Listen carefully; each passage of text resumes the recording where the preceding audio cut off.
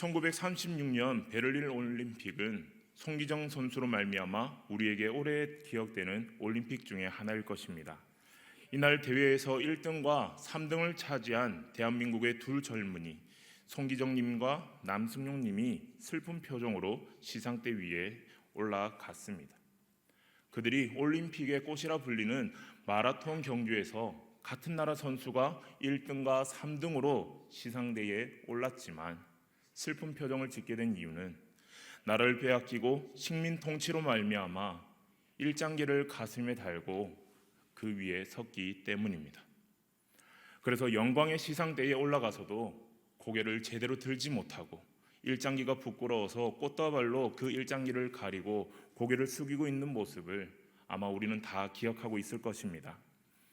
나라를 잃어버렸기 때문에 가장 기뻐해야 할 그 시상대가 기쁨보다 슬픔을 주는 자리가 되어버리고 말았습니다. 양이 울타리 안에 있을 때에 목자의 보호를 받듯이 국민은 나라가 든든한 울타리가 되어 주어야 합니다. 그래야 제대로 보호를 받고 평안한 삶을 누릴 수 있는 것입니다. 그러므로 우리 그리스도인들은 가정을 사랑하고 그리고 가정을 사랑하는 것처럼 교회를 사랑해야 하는 것입니다. 그리고 교회를 사랑하는 것처럼 우리 나라 또한 사랑해야 합니다. 나라를 사랑한다고 하는 것은 곧 우리 민족을 사랑하고 우리 민족의 역사와 문화를 소중히 여기고 국민의 일원으로서 나에게 주어진 책임과 의무를 다하는 것입니다. 지금 지구촌에는 나라를 잃어버린 민족들이 많습니다. 나라는 망했지만 그 국민들이 지금 또 남아 있습니다. 꿈과 비전을 잃어버린 채 남의 눈치만 살펴야만 하고 있습니다.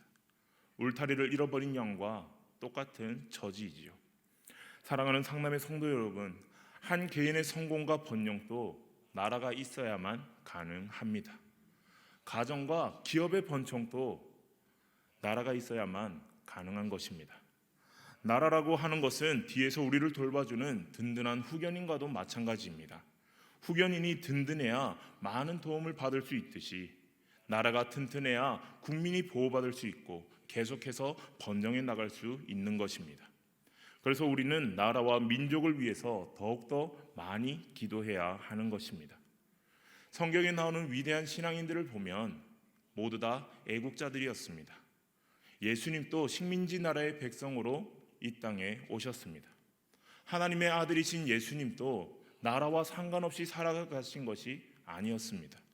무너져가는 예루살렘을 바라보시면서 눈물을 흘리셨습니다. 뿐만 아니라 모세를 비롯해서 기드온, 바락, 삼손, 입다, 다윗 및 사무엘 등 우리가 일일이 다 설명하기에는 시간이 부족할 정도로 많은 애국자들이 소개되고 있습니다. 성경뿐만이 아니라 역사적으로만 봐도 위대한 신앙인들은 모두 다 애국자들이었습니다. 독일의 정신적인 기초를 놓은 마르틴 루터도 그렇고 스코틀랜드의 존 낙스, 덴마크의 그룬트비와 같은 분들이 그렇습니다. 다 신앙인으로서 나라의 초석을 놓은 아주 위대한 인물들입니다. 우리나라도 마찬가지입니다. 백범 김구 선생님, 그리고 고당 조만식 선생님, 도산 안차원 선생님 등 이런 신앙의 선배님들도 다 하나님을 사랑하고 나라를 내 몸처럼 아끼고 사랑했던 그런 따뜻한 분이셨습니다. 참된 기독교가 있는 곳에는 이런 애국자들이 많이 있었습니다. 또 애국자들이 있는 곳에는 언제나 참된 그리스도인들이 있었던 것입니다. 호국 보훈의 달 6월은 나라를 위해서 자신을 희생한 애국 선열들을 우리는 기억해야 합니다. 그들의 뜻을 본받는 시간을 가져야 하는 시기가 올 6월입니다. 우리는 순교의 정신을 본받아야 합니다. 기독교인이라면 순국 선열을 기를 뿐만이 아니라 믿음을 지키기 위해 목숨을 바치신 그 순교자님들의 귀한 정신을 우리는 되새겨 보아야 합니다. 나라를 위해 목숨까지 바치는 호국 정신은 기독교의 순교 정신과 맞닿아 있기 때문입니다. 그리고 외국인 선교사들도 우리는 잊지 말아야 합니다. 외국인 선교사들의 정신 또한 잊지 말아야 합니다. 죽음을 불사하고 고국을 떠나 가난한 조선 땅을 찾아 복음을 전했던 그들의 흔적은 양화진 선교사 묘원에 가면 생생하게 남아 있습니다. 선교사들의 묘뿐 아니라 그들의 어린 자녀들의 묘 또한 남아 있어서 자기의 목숨보다 귀한 자녀들 또한 복음 전파를 위해 이 땅에 묻은 선교사님들의 그 굳은 정신을 느낄 수 있습니다. 한 번쯤 찾아가서 그들의 정신을 닮아갈 것을 기도하고 오는 것도 정말로 좋을 것입니다.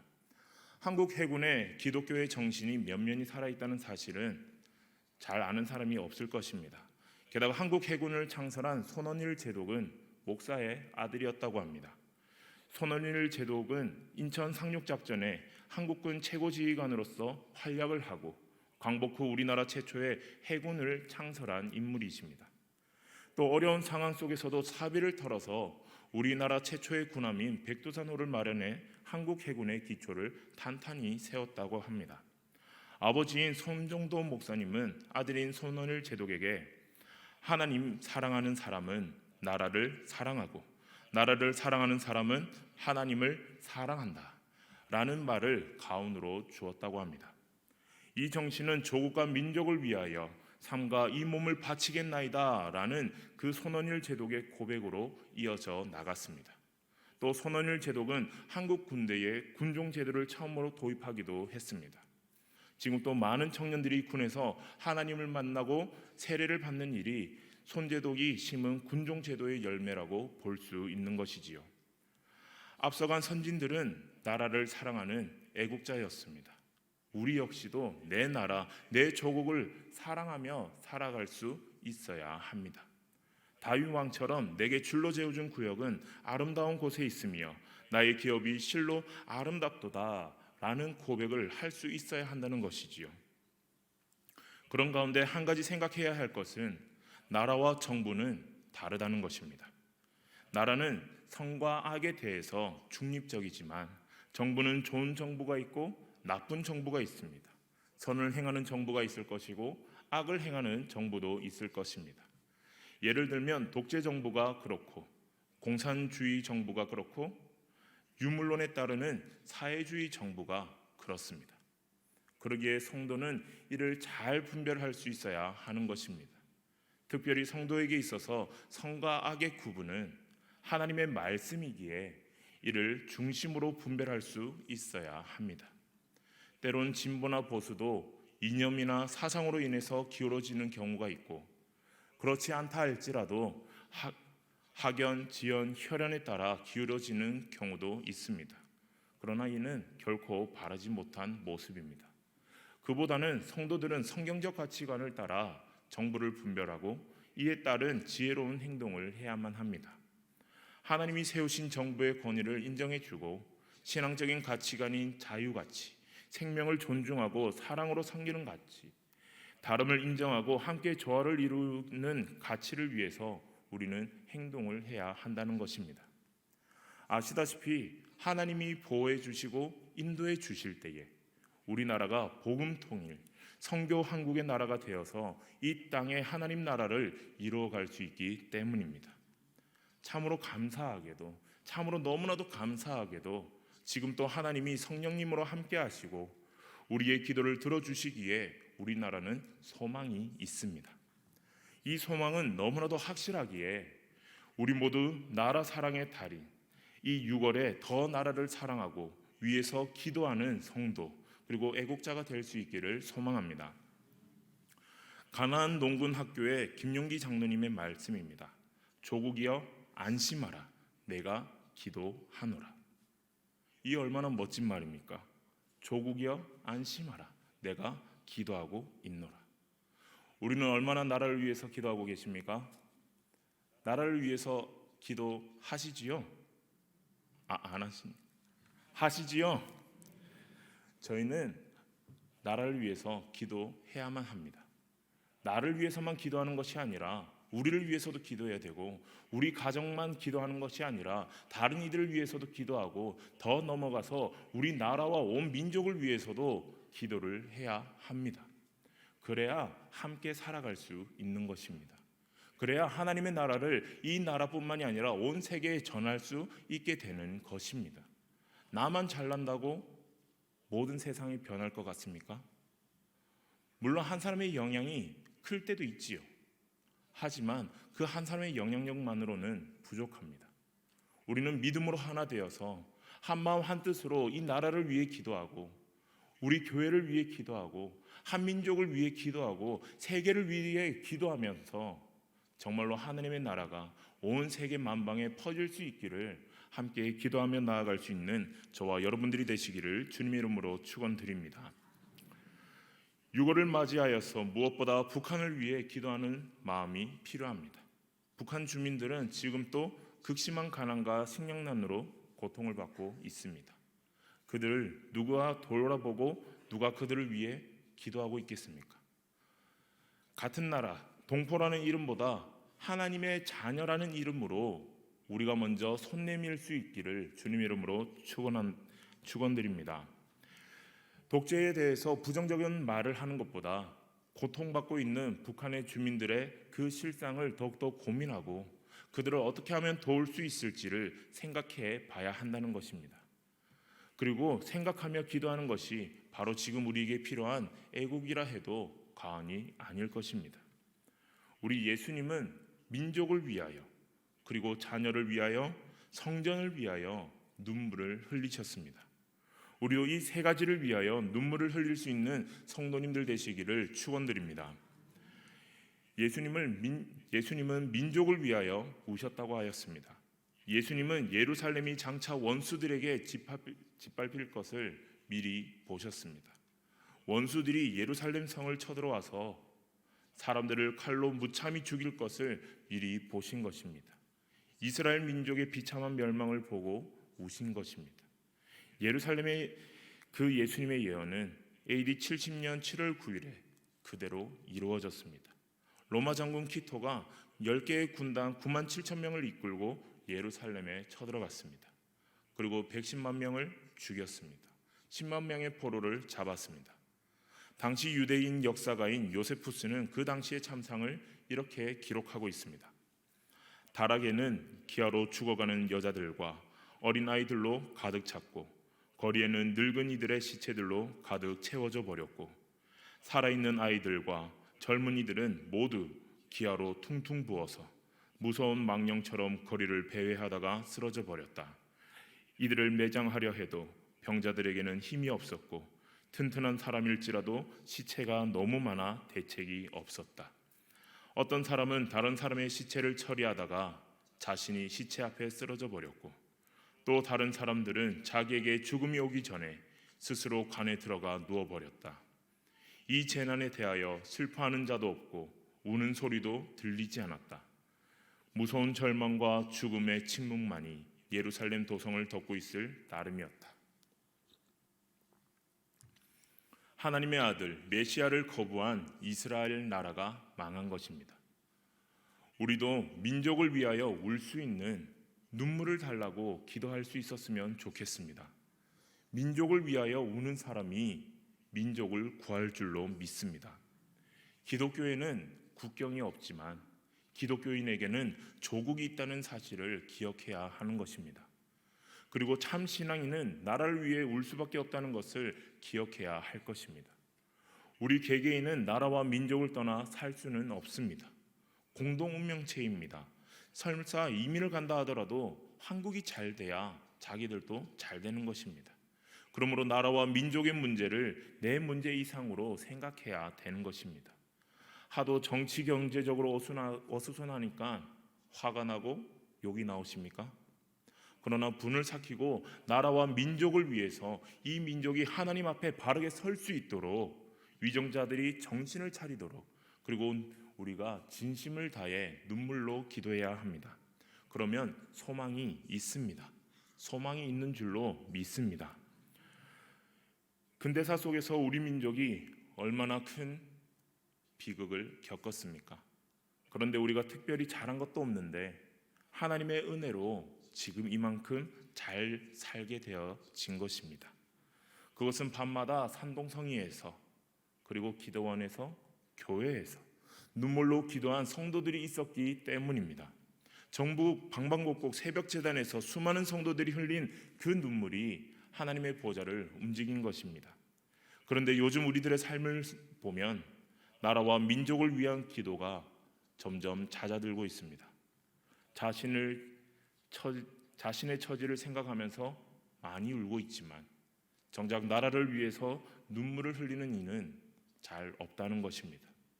믿음의 선배들의 기도가 그리워지는 시대가 되어버리고 말았습니다. 혹시 이 나라가 무너져 가고 있는데 흥청망청, 희희낙낙, 방관하고 있지는 않는지 우리의 자신들을 돌아볼 수 있었으면 좋겠습니다. 그런 생각을 해봅니다. 우리가 부족해서 대단한 일은 못해도 우는 것이야 할 수 있지 않겠습니까? 이 민족을 위해서 아무것도 할 수는 없지만 그냥 하나님 앞에서 이 민족을 불쌍히 여겨달라고 우리가 진심을 다해 기도할 수 있지는 않으십니까?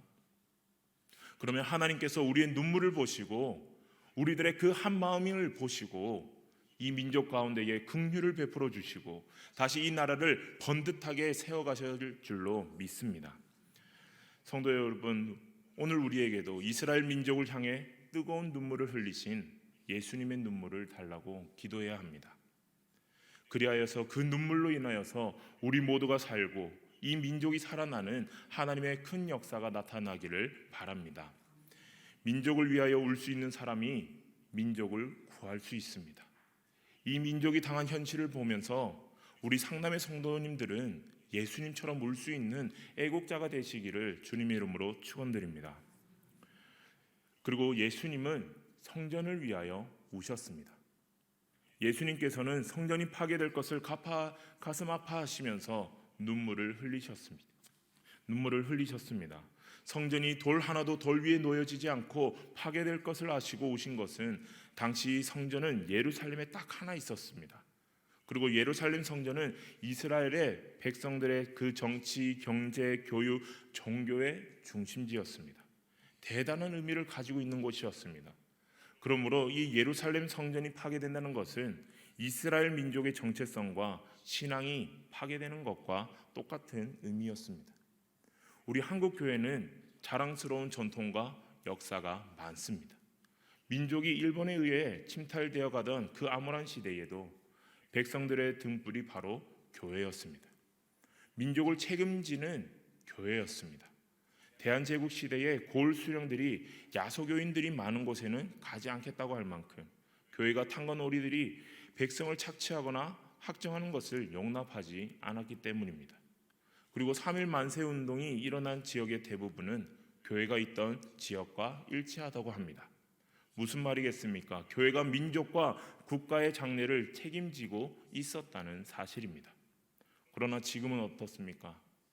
안티 기독교 사이트들이 정말 많습니다. 안티 기독교인들이 너무나도 많이 늘어나고 있습니다. 그곳에는 기독교인들과 교회를 향해 온갖 험담과 비방을 일삼고 있습니다.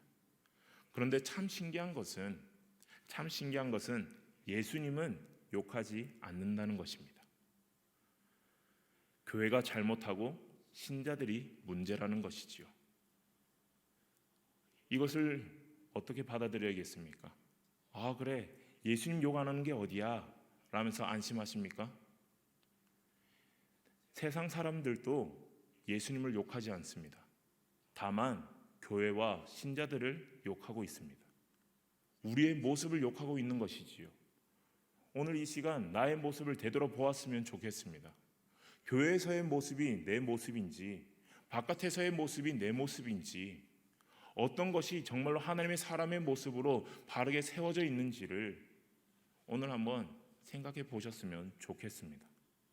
혹시 교회에서는 너무나도 화사한 인상을 하시고 밖에 나가서는 인상을 팍 쓰시면서 눈빛을 쏘고 계시지는 않으신지요?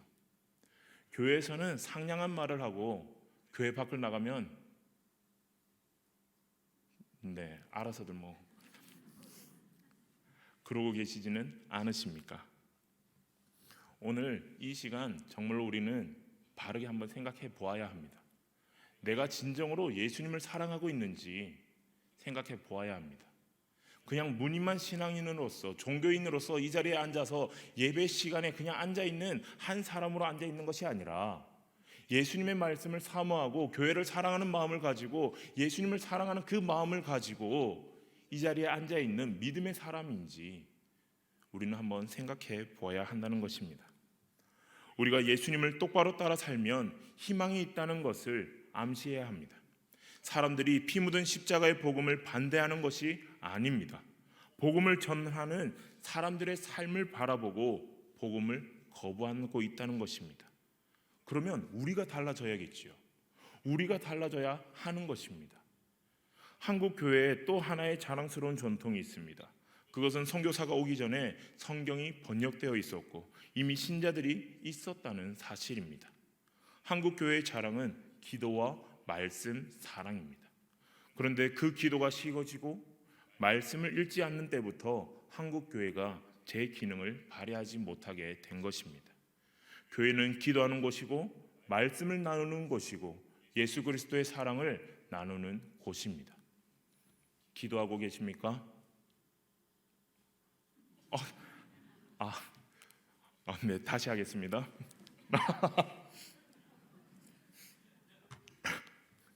기도하고 계십니까? 말씀을 나누고 계십니까? 서로 사랑을 나누고 계십니까? 정말로 그 고백의 아멘처럼 우리가 믿음을 나누고 기도하고 말씀을 나누고 예수 그리스도의 사랑을 나누는 저희 상남의 모든 식구들이 되었으면 좋겠습니다. 교회 안에서 기도하는 소리가 끊이지 않고 말씀을 가르치고 배우는 일에 열심을 낼 때에 교회가 교회다워지고 세상을 변화시킬 수 있다는 것입니다. 요한복음 5장 25절 말씀에는 하나님의 아들의 음성을 듣는 자는 살아난다 하였습니다.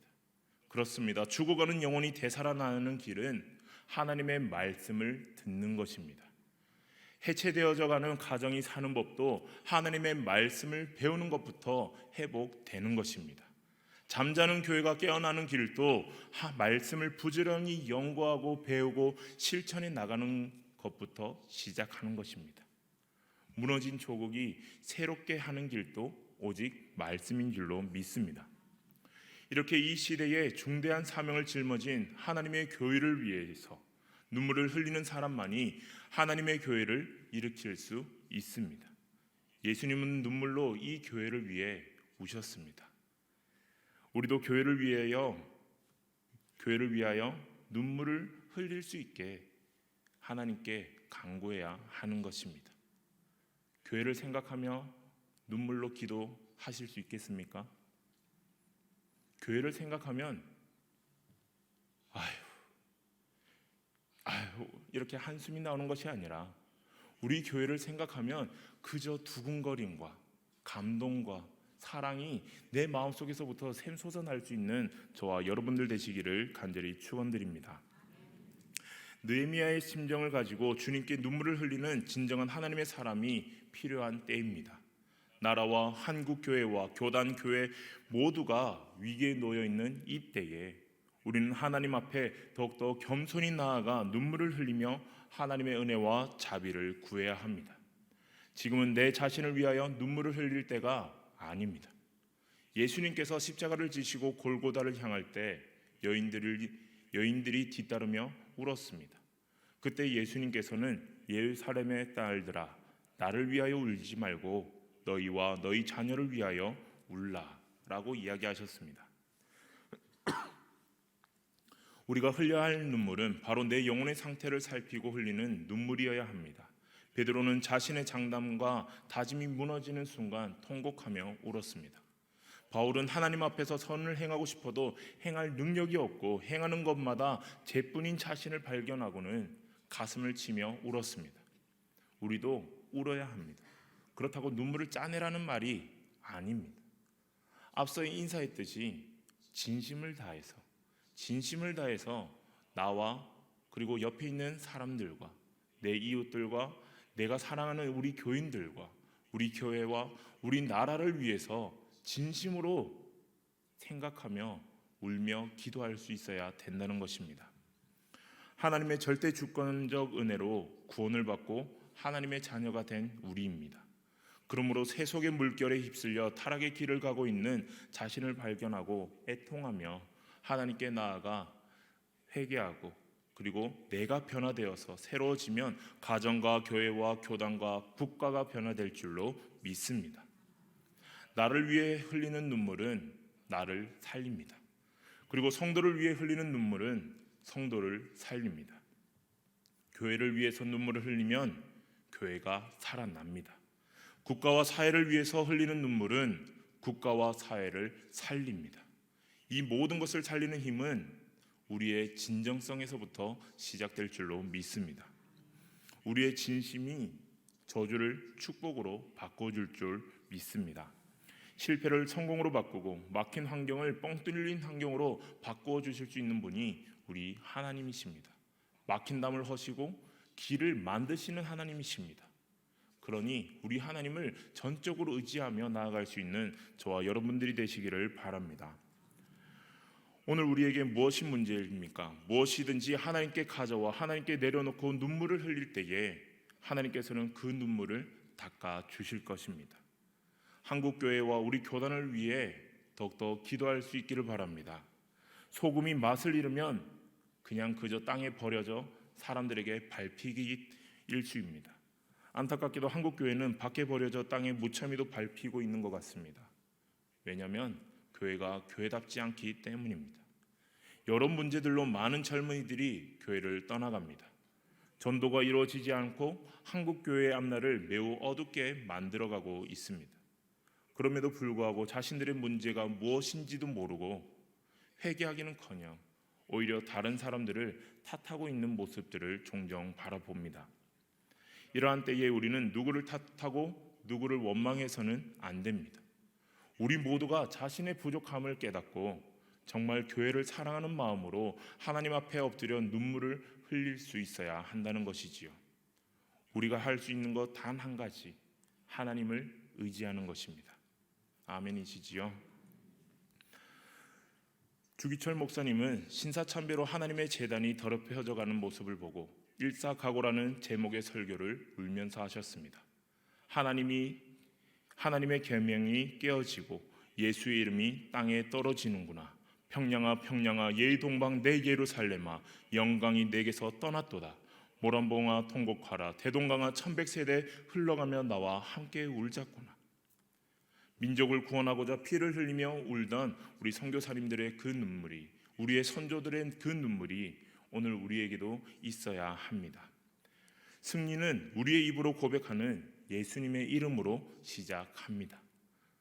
그 완성은 우리의 심령 속에 있는 예수님의 성품에 의해서 이루어집니다. 믿음으로 모든 연단을 이겨내며 주님의 사랑의 눈물을 가득 채워서 내가 변하고 민족을 살리는 의인 한 사람이 될 수 있기를 주님의 이름으로 간절히 축원드립니다.